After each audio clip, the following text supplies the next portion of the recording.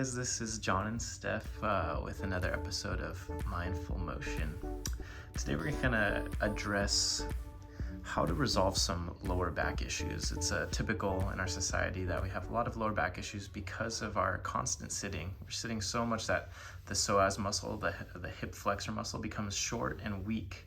And subsequently, when we stand, it's pulling our hips out of alignment and it's pulling our hips into an anterior pelvic tilt, which is disincentivizing core engagement, and it's really putting a lot of strain on our lower back, getting our lower back muscles kind of to do too much work.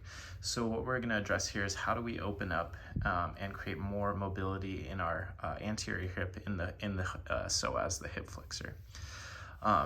And subsequently, when we do this, it'll help us get our hips to be more in alignment when we're standing, when we're moving. So to do this one, we're gonna be, all we need really is a wall. So we're gonna move over to the wall, we're gonna get our toes to touch the wall. When we're here, we're gonna slide the right knee in towards the wall.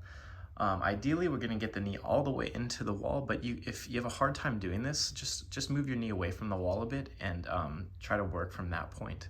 So let's just go from the point of the wall. So we'll slide the knee all the way to the wall. From there, we're gonna rearrange the wrists so they're under the shoulders. And from here, we're gonna step the left foot outside of the left hand. When we're here, we're gonna really, you should feel a big stretch in the right quad and right hip flexor.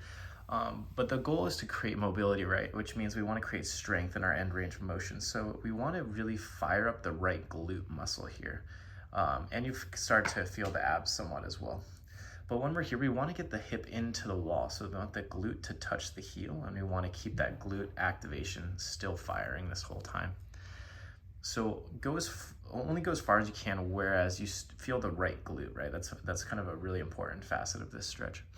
So right glute is fired, and we're kind of feeling this big stretch. If you feel like you want a little bit more, we can walk our hands up onto our left thigh and lift our chest completely up into the air. This will be somewhat of the full expression of the pose, but notice as we came up, did we dump into our lower back? Are we keeping the right glute engaged, right?